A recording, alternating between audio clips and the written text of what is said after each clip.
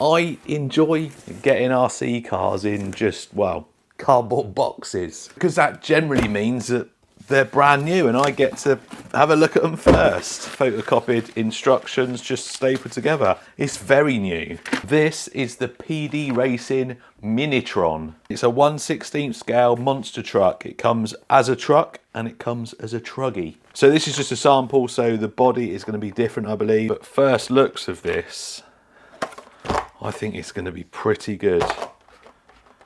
I'll have to check them shocks in a minute. So in the box, you're going to get a set of instructions. It comes with a LiPo. This one is 2,200 milliamp hour, and it comes with this USB charger. Here's the transmitter. What you got in there? Steering trim, steering reverse, and you got a 50% and 100 for your throttles. So for kids and stuff, you switch it to 50%, and well, nothing much else. Just about okay for me to drive one-handed. Doesn't really look all that great, but it feels okay.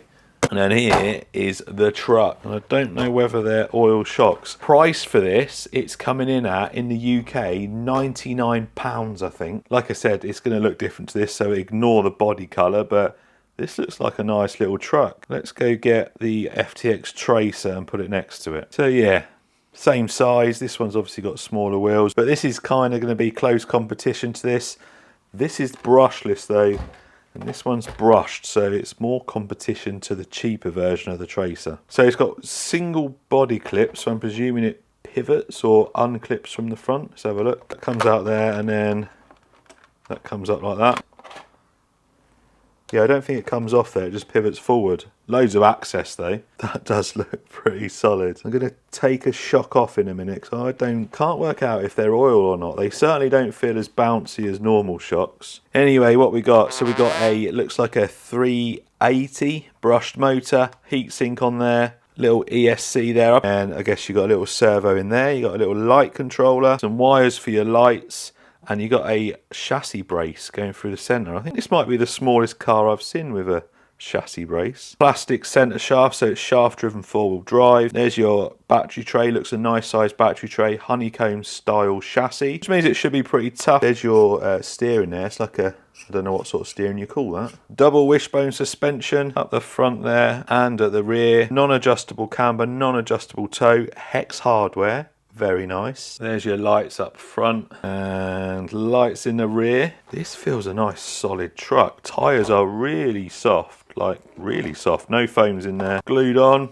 Relatively nice looking wheels for, well, for this style. And then underneath, chassis again looks really solid. Nice chunky looking arms at the bottom. We're going to have to take this to give it a bit of a test at the skate park, aren't we? Not sure if it's plastic or metal diffs. I'll have to have a look, see if I can find out. Overall, for £99, it looks pretty solid. Let's put a battery in and check that wheel speed, check the steering and, well, see how it goes. Oh, first, let's whip a shock off. Well, unfortunately, they are not oil shocks, although they have got some grease in there, so they don't, that's probably why they don't feel all that bouncy. Now, that is a shame. Hopefully, they'll have some optional ones out. It's not as light as some of the small stuff, but just have to see how it performs. As you know, I'm not a fan of friction dampers in anything other than like the really small, lightweight stuff that doesn't really make a difference in, but we shall see. Right, I just switch this on to make sure it works. Listen to this. I'm saying nothing about this sound, but there's certainly a manufacturer that their ESCs do this when you switch them on. I'm saying nothing. I just realised the body's off. It must come off.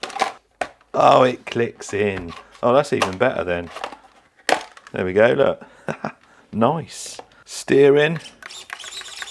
Oh. That's fast. Oh, put a little bit of load on it, it's not great. Does feel a little bit notchy. And then 50.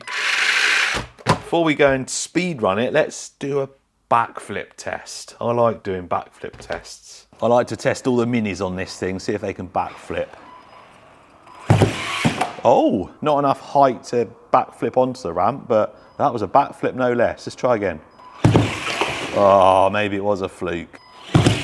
Nope, it wasn't. Oops, that jumps pretty well. Right, anyway, let's go and speed run it. I can't imagine we need much space to run this to get top speed. So let's give it a couple of passes and then we'll go and have a play on the grass, and then there's a bit of waste ground over there. And then we'll go to skate park, obviously. Oh, steering trim. Let's go that way a bit. No, wrong way. Whoa. Yeah, there's no dual rate on this steering, I don't think, either, so it's a bit twitchy. Oh, it's windy today. Let's go to the wind behind us. There we go, wind behind us. Might get an extra mile an hour. I reckon that was about, I'm going to say, 18. Oh, 19. Not bad. Not great, but not bad. 20 mile an hour or 19 mile an hour, going straight on a bit of smooth tarmac, never really seems fast. But once you get it off-road, oh, that's really long grass there. That speed doesn't really matter that much anymore. This thing's got enough poke to run on this sort of surface. Whoa. No problem at all. So we've just done a little bit of an endo, and I thought that might become a problem. This used to be one of my favourite bits of waste ground, but it's just, well, it's just full of all sorts of crap now. It's still good for bashing these things about though. Whoa. This thing's actually got quite a bit of poke. No top end there, but it seems to accelerate all right. Well, at the moment, them shocks aren't really causing me any issues. This sort of terrain, we're not seeing a problem with the friction dampers. I think once we get to the skate park, it will become more apparent, definitely. Anyway, I'm going to run this pack through, and then I've got a fresh one ready for some sends. I guess this is testing my mic out, how good it is in this sort of wind. It's really windy.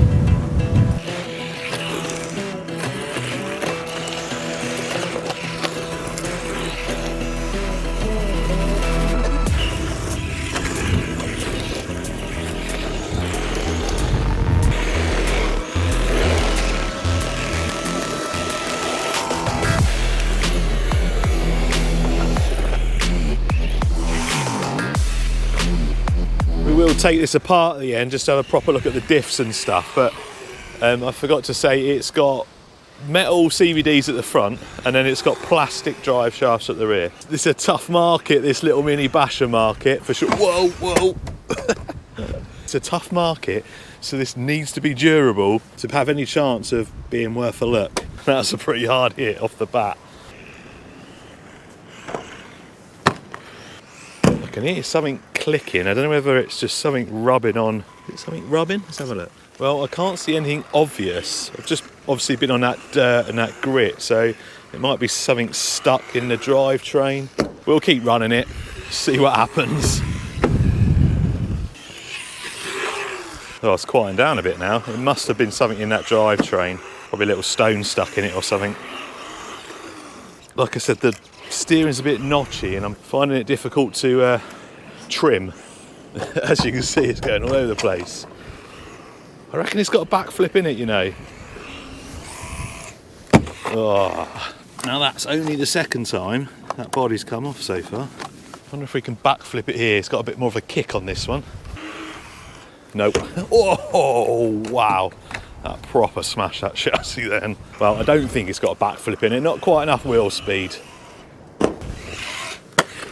Oh yeah, this body is going to be a pain. Oh, can't get that steering to go straight. I want to do a big send. Come on, come on. No! I keep trimming it, but then it just keeps deciding that it wants to go a different way. Come on, big jump, big jump, big jump. Yeah! Oh.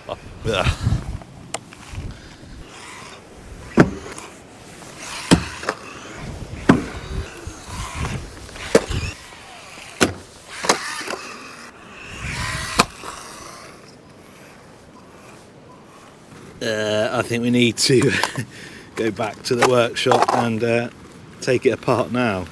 The drivetrain's locked up. Could be that the motor's moved. That's a common occurrence with chassis slamming. Let's go see.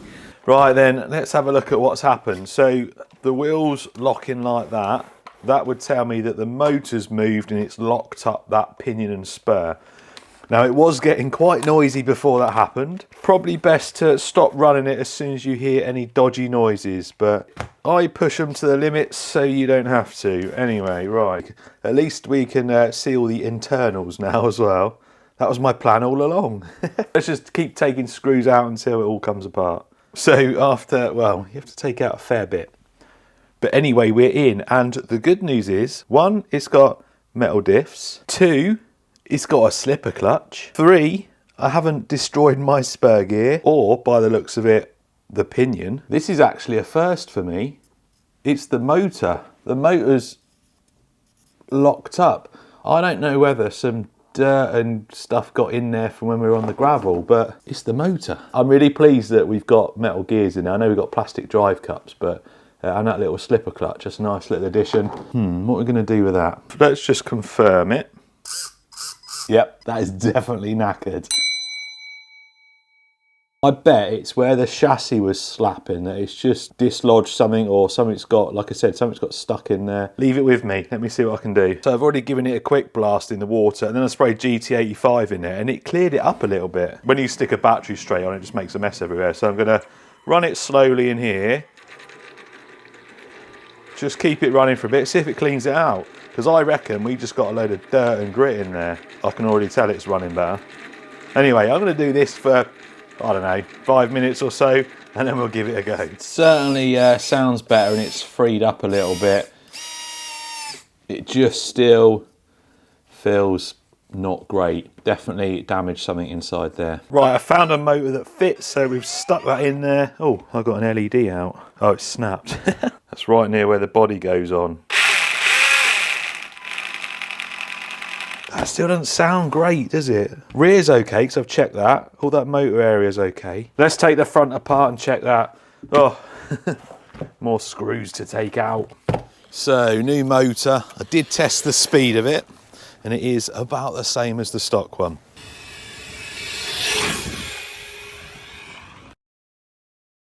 So considering we had a tailwind on the stock one, it's probably a little bit faster actually. Drivetrain is very noisy, as you can probably hear.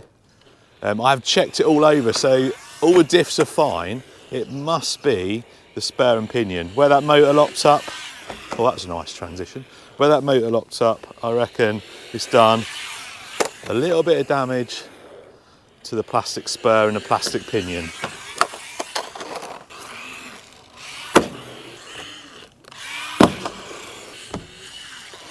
Oh, some nice transitions going here. Now, I know a few of you are probably wondering, why did you go to the effort to fix it? Usually when you review stuff, if it breaks, you just bin it. I think this has got potential to be really tough. And generally, I only bin stuff if I can't get spares or haven't got spares. Because I had a spare motor for this, and as you can see, we're back up and running. I wanted to give it a proper durability test. Sounds like it might be quietening down a bit. Maybe it'll bed itself back in. I think someone's been here with a motorbike or something.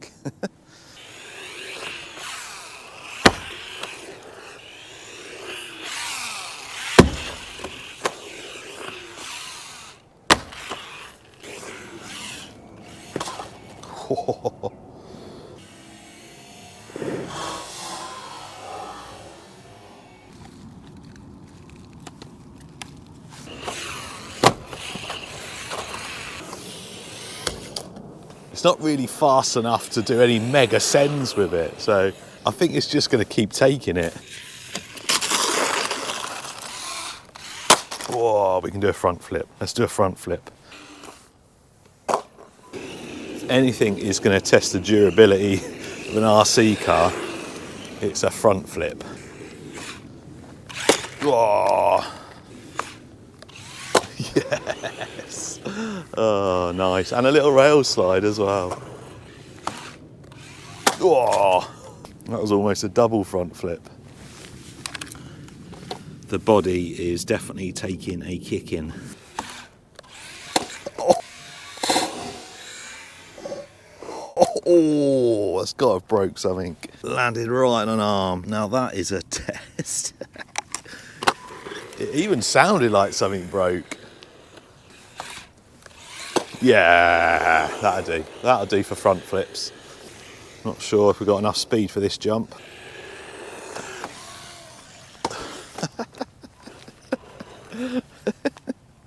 That just cleared it.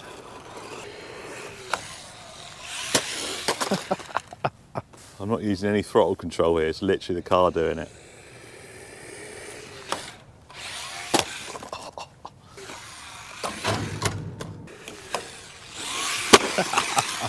Oh, I didn't land it. If it had oil shocks, that would have landed.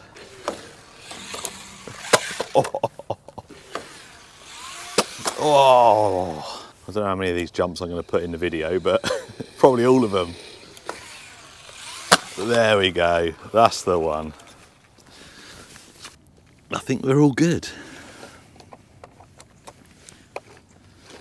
So the PD Racing Minitron, what do I think of it? Well, you can see the body has taken a bit of a bash in there. Maybe the truck body will hold up a little bit better. Problem is, as soon as you land, because that bit sticks out, as soon as you land, that's taking everything on there. And the chassis though, on the other hand, really tough. I'm impressed with that. I definitely pushed it. I was quite hard on it, I think. All them front flips and heavy landings, it held up well. Now the issue with the motor, I don't think that that's going to be a common thing. I'm quite confident that a load of dirt got in there, and I've had that before on a 1/10 scale. It had a big 550 motor in it. I put a little bit of metal gauze around it to stop all the big chunks getting in there. It was a shame that the motor locked up, but I don't think that that's going to be a common occurrence. The body coming unclipped, didn't come unclipped as much as I thought it was going to, but it does randomly just pop off.